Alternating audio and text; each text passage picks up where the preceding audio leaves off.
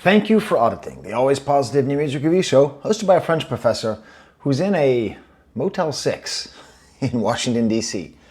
I hate to see motels 1 through 5 because this place is sketchy as hell. I don't know what they're doing next door, but every half an hour from like midnight to 5 a.m., the door would open and the door would close. Tell me in the comments what kind of activity that is. I hope they don't hear me. I imagine they're sleeping. They've got to get to whatever that was. Anyways, while I'm here in apparently the place where they took the photo shoot for Mr. Morale, I'm here to talk about Nas and his album Magic 3.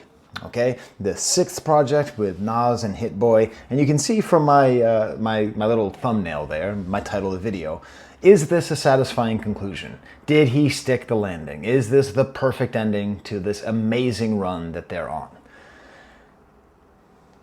Yeah and no. I mean, I think to a certain extent we can say that it's not up to the quality of at least 4 of the others. Okay, I would say that this is the worst Nas and Hit-Boy project since King's Disease 1, but still they have such an amazingly high standard that them at their worst is better than a lot of rap albums and a lot of rap productions at their best. So I do think it is fair to say that it is maybe ending the entire Nas and Hit-Boy collaboration on a whimper. But before you get too mad, I want to remind you, Nas fans, we're good now.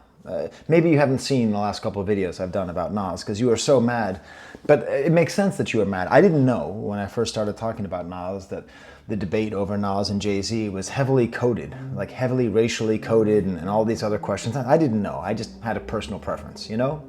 So, over time I've come to really realize, and really, I was never a Nas hater, but all you can do with this run is just sit there, just be like, wow, this is amazing. That's all you can do. All you can do is just sit in amazement at what they're doing with this whole project.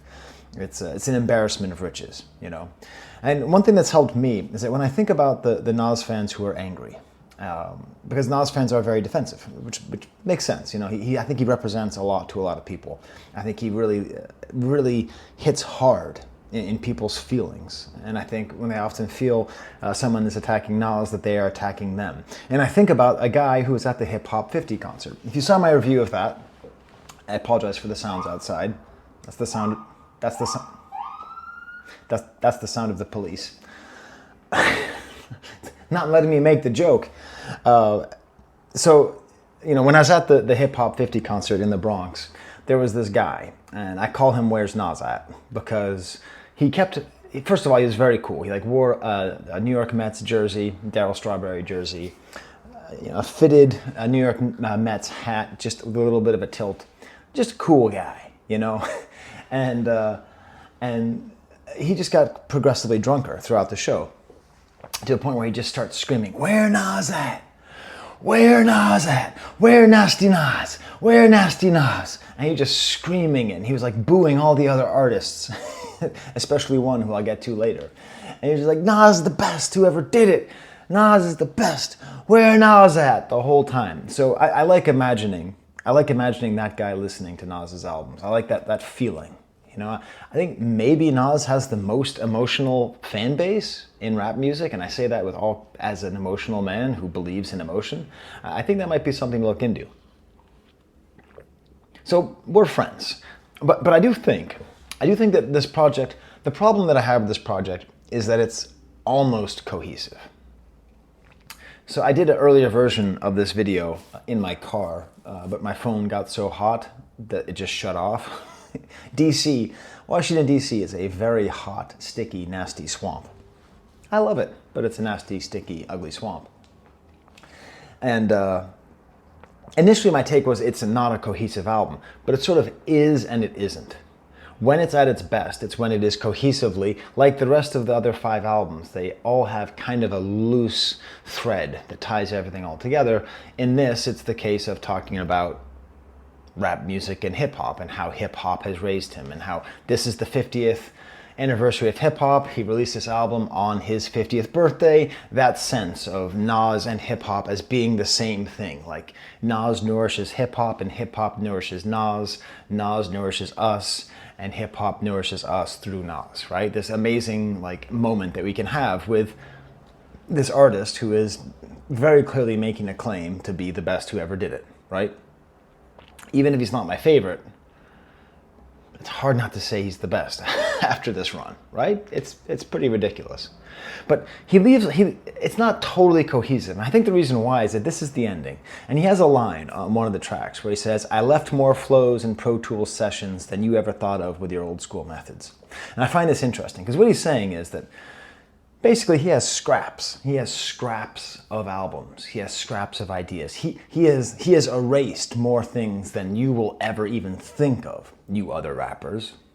But I also think that's maybe a hint that that's what this is. Maybe this is the scraps. Maybe this is just what was left over from many different Pro Tools sessions. Maybe that's why it has this kind of put together feel that doesn't feel as cohesive as the rest. I don't know. It is interesting, this idea of talking about old school methods, where he's talking about Pro Tools and the value of Pro Tools, but at the same time, at a different point in the album, he says that he invented raps by banging on tables, which is the most old school of old school methods. And there's another part in the album where he says that he is the old New York and the new New York all at the same time. I think it's part of what Nas is doing that's so interesting is he's really showing how to be an old head that is relevant by constantly embracing both of these things. Is my new microphone distracting you? I don't like it. I feel like it feels kind of douchey, but hey, hopefully it sounds good. So here we have, I think this is scraps. I think this is scraps from the King's table.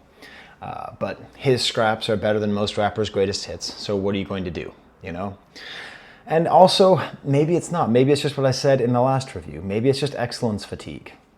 He's releasing so many great albums, one after the other, after the other, after the other. It sort of makes sense that maybe we're just getting burned out, and only with more time and space will we really come to appreciate it. I'll tell you that my second listen was 1,000 times better than my first listen. First time I listened to this album, I thought, I'm not even going to review this. Like, I don't want to just antagonize Nas fans. I don't want to make a negative review. But I was so unmoved on the first listen. And then the second listen, I was very moved. It all kind of snapped into focus, and I basically just treated it like it was a whole new album, not the sixth of an entire line. And I think a lot of the album is actually carried by Hit-Boy. He's such a slyly innovative producer. There's so many like wildly avant-garde and forward and unheard of tracks on this album that even though he is sort of like he is so good at creating just sort of standard great rap beats, he's also so capable and frequently does go above and beyond, and that's all the way throughout this album.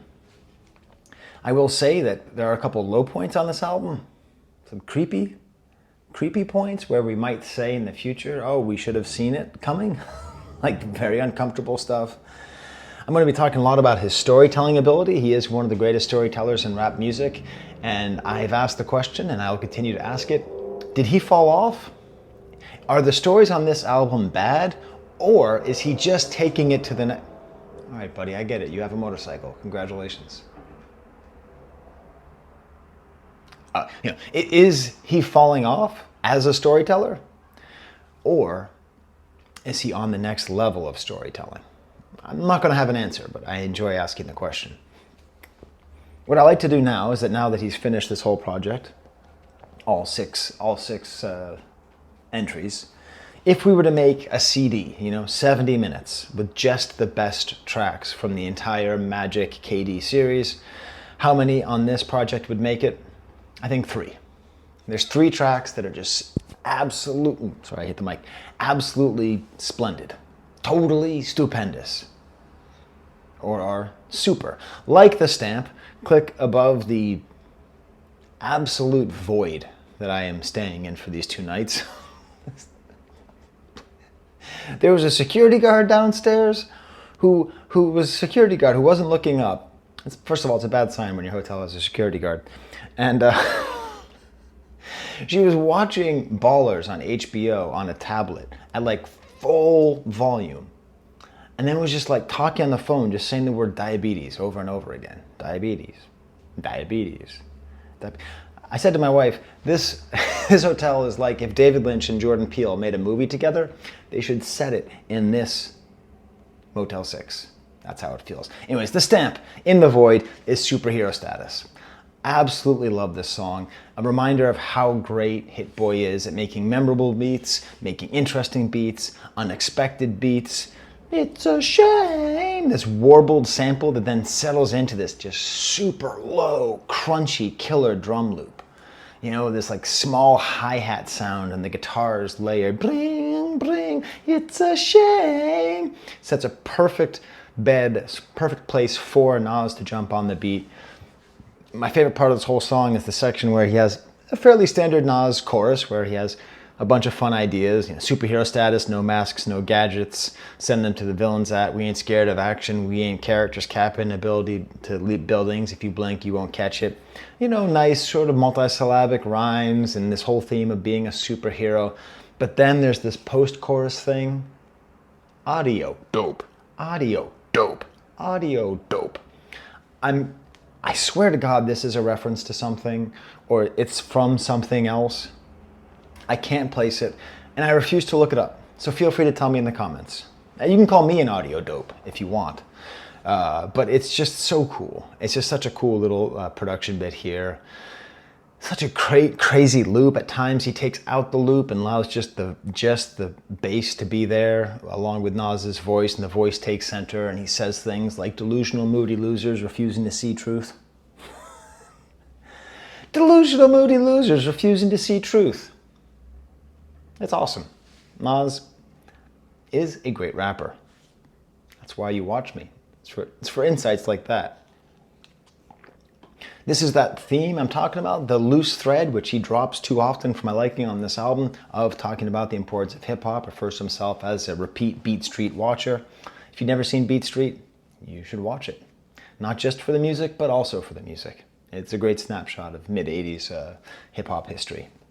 I'm going to go through the rest of the album a little bit quicker, starting off with the track Fever, which ties in nicely to a later track, because Fever is the name of a club where Nas had his first interview, which was going to be quoted later. So a lot of this is sort of him looking back on his life. Again, I've said it before, Nas is the best self-mythologizer in rap music. He does a great job of mythologizing how he is. And so I feel really weird, like this shirt looks weird on camera with this thing. And I had to wash my hair with a bar of Motel 6 soap instead of shampoo. So I'm living rough out here. But Fever's great. It's got another great warbled loop. Hit-Boy's just doing all these great haunting voices in the back, and it kind of like sets up these drums. And Nas refers to himself as a griot. If you've ever taken any sort of class on the role of rap music and the history of African-American history, often we have rappers called the new griots. I'm not in a place to comment on that except to say, yeah, sure. But also, they can just be their own thing, you know. This is where he quotes the song Represent off of Illmatic. And I like it because I was really afraid the whole album was going to be that, but this is sort of like the clearest reference to Illmatic, and he makes a couple other throughout the album, but or at least one other. But it actually fits, you know, it fits, it's not too pandering. And then the sort of thesis of the album, aside from the Littles and the Jones, I assume that's the last names of his parents, hip-hop made me. And that's really what it is, the constant reminder. This is maybe why Illmatic is so important, even though I prefer It Was Written. Why Illmatic is so important is the fragility that he presents himself with, just the ridiculous youth that he had is just a reminder of how much rap really is the voice of the voiceless. And that the Littles and the Joneses can make a Nas, and it's that hip-hop who can make it, that those things can all come together. It's great. Next song is called TSK. What the hell does that mean? A little hip-hop joke for you guys. And it's actually called TSK. Very kind of odd loop.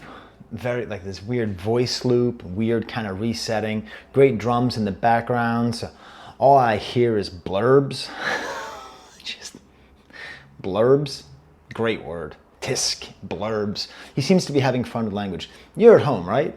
No one's around you. Maybe you're at work. A couple people around you. Say the word blurbs out loud. Yeah, I don't get high, but I love just listening to words and thinking how they sound and just being like, whoa, man. Blurbs. 3, 2, 1. Blurbs. It's a good word. All I see is words nerds talking about what they heard. And, maybe it's comments on people like me talking about his music, but also just, it's the world that we're in. Just all I see is blurbs. All I hear is blurbs, just blurbs. Like, what a great way to minimize and reduce all of the discourse that is around us. A very fierce first verse. And then this is what I'm talking about, that incoherence. Like, he has a list, and like the list doesn't quite, it's like, maybe if I read the lyrics very carefully, which I'm intentionally not doing, I've listened to the song 5 times, I haven't gotten a sense of like, what is this list? It seems like it's just random things that Nas thinks are important. Number 4, if it quacks, it's a duck. I mean, it's all right, but it's, you know what I mean? Like what is the sense? And feel free to tell me. Where Nas at? I'm sure you're out here and you're watching this video. By the way, that's an exact quote. That was what he said. I'm not trying to adopt any AVE. He just kept saying where Nas at. If where Nas at is out there and you want to say, how dare you say it? He already explained the list. You just weren't listening. That's possible. And then he just has this whole line, if rappers were presidents, I'd get Trump's vote. I don't know what that means, but I don't like it. It's not funny. It's not good. It's just silly. But then the next verse, the second verse is awesome. Get back to the art, not the trends. And then the way he delivers the word tisk. Like, it's a great delivery of an onomatopoeia, much like blurbs, like tisk and blurbs. He's really playing with language. He's really showing his mastery just of individual words. A great outro here where it seems like Hit-Boy is almost playing with the sound, almost like Timbaland does, Then we get to the stamp, superhero status. Then I love this feeling. It's not Marvin Gaye, but it sounds like a Marvin Gaye style singing loop. I don't know the sample, but just relentless, like rhyming, and the beat even becomes a little bit jazzy at a certain point. He then describes.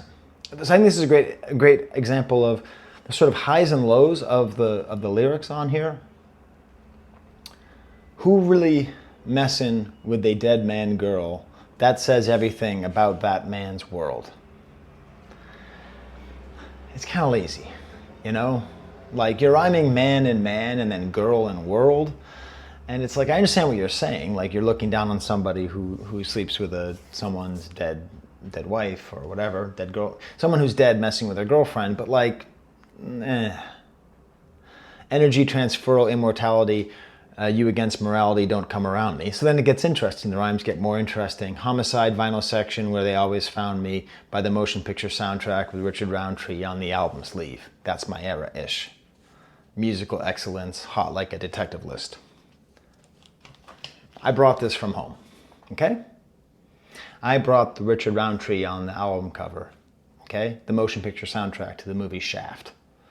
Everybody listens to track 1, but I promise you the entire soundtrack by Isaac Hayes is amazing. Track 2, Bumpy's Lament. Oh my God, this whole soundtrack is so good. So, Nas and I, we're not exactly the same age. He's a little bit older than me, but we're pretty close to the same age. I was born on the 13th. He was born on the 14th. He's a couple years older than me. But anyways, I do, I like it. I like him making this reference. I didn't have to look this up. I knew what he was talking about. And like, just, he's a detective and mixing with a detective. Like, this one verse has the kind of, like lazy girl world stuff. And then this whole other thing. So there you go. And later on, he has this whole beautiful verse about old dudes playing chess in the park versus playing it in jail, and what's the difference. If you know anything about this channel, you know that I'm here in the American's capital. It's beautiful. I went to the Lincoln Monument, and I went to the Washington Monument, and it's a slave owner and somebody who freed the slaves, but we still have basically a virtual modern slavery system in our penal system. So any rapper who says anything about that, any human being who raises attention to the insane problems of our criminal justice system, I'm in favor of it. And this way is a beautiful way of saying it too, because you're thinking about all these old people playing chess in jail. How are they different? How? Next track is called No Tears. This is the second track I would put on the greatest hits of King's Magic. Just Hit-Boy is just on fire. This beat is just, It's like a snare getting ready for a march, but not actually there. And then these ominous sounds, and then it mixes together with Nas repeating the phrase, ghetto baby, ghetto baby. And it's this ridiculously like non-traditional, forward-thinking, avant-garde rap song that the first time I listened to it, I'm like, yeah, this is fine. This is just another Nas song. And then the second time, like, Hit-Boy is just, he's just on another level with this. And then he makes reference, walking tall through the haze like Isaac. So I threw him over there, but Isaac Hayes wrote the Shaft soundtrack. If you don't know, Isaac Hayes is one of my top 10 favorite musicians of all time. So super important. And then he has this whole line about writing to his future self. What you've been through can mess up now what you into. Like talking about his future self and his past self and his present. There's a lot of introspection going on here that's not always very linear, because he's jumping back and forth in time, but it's always very moving. And I think this song is the closest I have ever felt to another song like Kanye West's Runaway. You know how Runaway, I know it's overplayed, but you know how it makes you feel, right? I mean, very few rap songs get you to feel the way that song gets you to feel. There's something about this beat and that repetition of ghetto baby at the ending. I think this is a reasonable inheritor of that. Then we get to what I think is a low point on the album, Never Die. But I will say this. At the Hip Hop 50 concert, there's a lot of people. You should watch my review. It's pretty fun. And I was next to this couple, and they were super nice and friendly, and we were talking, and they kept offering me like to buy me drinks, which was weird and cool. And like we were just talking, me and the guy, total strangers, about Lil Wayne was on. He was so good. And we were just like, man, that was so good. Like Lil Wayne's performance was so good. And where Nas at is angry. This guy trash. Lil Wayne's trash. Where Nas at? Nas is the best. Lil Wayne is trash. And my buddy over here on the left, like he wasn't actually going to get into a fight. He was a nice guy. But he was definitely chirping back. Like, I believe he said, you bugging. I believe those were his exact words. Again, I'm doing exact quotes here. I believe he said, you bugging. And they almost got into a fight. Now listen, there's not a good reason to get into a fight. But it was pretty funny. And now I'm imagining where Nas at, getting the new Nas album, opening it up and seeing who the features are. And there's exactly one feature. And it's the Revenge of Wheezy. You know, here's Lil Wayne. Proof that he is not trash. I do like how Nas seems to be trying to match Lil Wayne by starting off kind of raspy and repeating himself, trying to sound more offhand than he probably is. This is the one where he talks about being the old New York and the new New York at the same time. And talk about excellence fatigue. I can't figure out, is Lil Wayne's verse amazing or is it boring? Please tell me in the comments what you think, okay? I mean, it's multisyllabic all the way through. It's rhyming with the same basic idea of icon. Everything rhymes with icon, both I and con. There's mosaic rhymes. There's all sorts of stuff like I was just praising on that 38 Special album, which is insanely good. But it just might be excellence fatigue. I might just be tired of hearing another amazing Wayne verse. And then we get to Pretty Young Girl. Hey, where Nas at? You're going to want to skip ahead. This song is bad. Not meh, not mid, bad. Now the beat's okay, except it just ups the ick factor. First of all, it's a song that's a cross between like a Missed Connections, like, hey, I saw you, this is what you look like. And it's also like he's literally trying to solicit women online who look the way that he's describing so that he can have sex with them. But it's in the context of the title, Pretty Young Girl. And it's like, I mean, you know, we use the term girl for women all the time. But emphasizing young girl, I get it, but I don't like it. Okay? I don't like it. I don't like the implications. As Dennis Reynolds would say, there are the implications of what he's talking about. I do like the little doubled up drum track on here. I don't know why he starts talking about the levee busted. Am I just missing it? Is this a metaphor? Is this like a metaphor for New Orleans? I don't know. But goddamn, I hate this song. Long braid, brown eyes, weight 135, she's 5'5", I seen the thighs on her, make me want to multiply. She's a queen, her dad's a G, I know he rocked to Nas. Ew. Ugh. Make me want to multiply.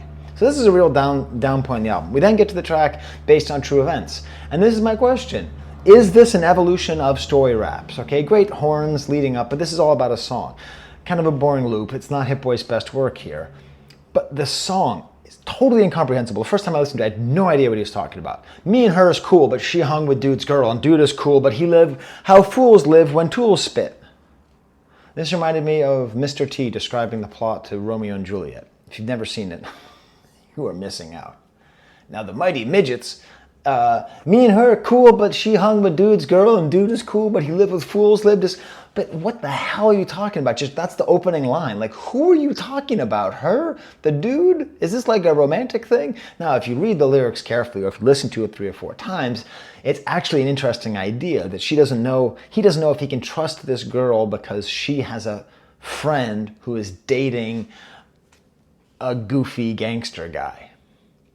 So it's actually an evolved idea. You know, most story raps are variations of Children's Story by Slick Rick. They're just like, I got into a shootout, or I saw a shootout, or someone else was in a shootout, or like some kind of criminality thing. This is actually a fairly interesting idea. And he makes it even better where he's having this conversation with this woman and then he kind of cuts out.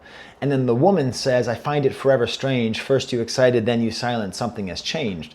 He's describing a very specific moment where he realizes that this guy might have been responsible, I think, for the death of his friend. I can't tell. This is a very complex story.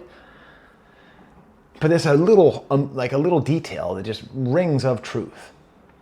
So while I'm sitting here and talking to you and I'm working things through, I think this is an evolution. I think Nas is moving the game up in terms of storytelling. I think he's doing something by making it complicated and hard to follow and making the perspective unexpected. This isn't like a revenge story or a story of living fast and dying young. This is a story of not knowing if you can trust your girlfriend's friend's boyfriend. You know? So. And then he tags it with Based on True Events, Part 2.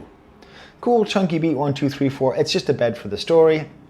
And this seems like, and I could be wrong, it's the story about the guy who he was suspicious of. So the previous song ended that he broke up the relationship because of this guy, and it's telling about this guy, and like he's going to Madrid. He's in Spain, like Spain, and then he gets he's in Long Island and he gets killed in a drug deal or arrested. It's very complex. It's very Baroque. It seems to be that it's just the story of the death of a little player, you know, somebody who was never the Don Dada but thought he was. Another great detail where he's talking to a woman who had his name tattooed on her neck but then covered it up with tattoos. You know, nice little details. I think it's the follow-up of the story. I think he's doing something new, and I think it's great. And I didn't like it at first because I didn't understand it. Next track is called Sitting With My Thoughts. From the first time I saw this, I go, oh, well, this is going to turn into a Hennessy commercial. I knew there's no way that this was not, you know, Hennessy didn't cut him a check just to say, Nas, we really like how contemplative you are and how you look in our commercials where you look like you're thinking about really smart stuff while drinking stuff that kills your brain cells. Could you maybe do a song just about sitting with your thoughts? I'm just cynical, okay? I'm just a cynical guy. But does he shout out XO? Does he shout out Hennessy? Does he actually say he's sitting with his Hennessy? He does. He's a spokesperson. Hey, as the kids say, get that bag. I don't really care. But it's hard because the song is great in a lot of ways because he's talking about sitting with his thoughts. He's not talking about acting. He's talking about being in a contemplative way. It's weird because the beats are like trap drum beats here. But it's, you know, whole time I'm writing this, I'm typing some people back who need me to get in places, type of ish is that. He talks about shout out to rappers who inspired me in my beginnings, who I inspired right back when their pen was dwindling. You know, beautiful idea that he inspires people who inspired him to keep going. And probably Cool G Rap is the best example. It's a great idea. So I can forgive the fact that it's promotional content for Louis Vuitton Moet Hennessy Company. Blue Bentley, I think it starts off with a sample from the Hip Hop 50 concert. I think that's where the Slick Rick, It's All Because of You is here. A very weird avant-garde beat again. And then sort of a trap beat, but there's like the children's story percussion from Slick Rick and sort of like a farty, funny background. This has, okay, Nas asks the audience, say my life ain't Liddy. Nas, your life ain't Liddy. I said it. I said it. Your life is much more interesting than Liddy. This is oddly lifeless at the end. Maybe it's too long. I don't know. Next track, Jodeci Member. It's sort of, it sounds like an impression style sample. Again, just kind of chopped and woozy, but Nas really finds the pocket of the beat perfectly. Try me like new shoes, try me like clothes, color you never wore, try me like vegan food, I'll show you what you can do so you ain't sad no more. Kinda corny, but it's all right. Oh, sorry, my notes. Speechless Part 2, great flute loop with some soul vocals and talking about, like, he has this great verse where he describes how AI can't replace him. My guess is someone will replace your soul. AI is only here to replicate and control, imitating the original, then grab them a mold off the binary code when your patents they stole. My tactical flow, the one they can't redesign. You can read you the voice, but you can never read my mind. I was lost for words. These times got me lost for words. That says for a wordsmith. I'm lost for words in my state of my nation's consciousness. Either you woke or nationalist is the politics. So it's a centrist anthem, which I'm all for. You know, the sort of weird binary that we're in right now where you're either nationalist or woke, right? And just the idea of what AI can't replace. I don't like talking about AI, but if you're going to do it this well. Japanese soul bar. He seems to be having fun in this verse, sort of describing his life, and it's a very evocative image of like being in a soul bar in Japan. What does that mean? He talked a lot about his sort of independence and how strong he is in the rap world. Again, it's all kind of tying into, you know, he talks about Fly Tie and Rick Rubin, and I guess he really was watching Beat Street. You know, sort of like tying things together with hip hop history and where he is. And then this is what ends with the first ever interview with Nas, where he says, I'm a product of hip hop. You know what I'm saying? I'm a product from the old school and the newest of the new. And that's maybe the thesis of the whole album. He is a product of hip hop. He is old New York. He is new New York. Do you see, remember when you were mad at me for saying that this album is the second worst of the whole series and I said it was inconsistent? Hey, this is great stuff. Final track is 1-800-NAS and Hit. This is the third track, which I think should make it on the greatest hits, just because I like how he's talking about the project itself, saying it's like a box set of Fast and the Furious or Star Wars, about the saga, about the idea of it being an infomercial. He really goes into this whole idea. 1-800-NAS and Hit. Ladies and gentlemen, we have Nasir Jones. We have Jones. We have some of the greatest rap music of all time. For just 2 easy monthly payments of $19.99. Ooh, got me, Odell. You know, it's just sort of like you can imagine the infomercial, and I like it. Of course, he has to get a little creepy about a girl, like, come over, let's play your discography. She's in disbelief for my 2020s run. I am the inspiration, I ain't gotta look for none. Like, it's okay, but it's just like, man, like, inviting a woman over and, like, playing your music for her. I don't know. Kind of sketchy, isn't it? And then he does credits, you know, and he does a whole credits. He does a whole shout out thing. I love shout out tracks. I miss shout out tracks. It's some of my favorite things in rap music. We should have them all the time. It's great.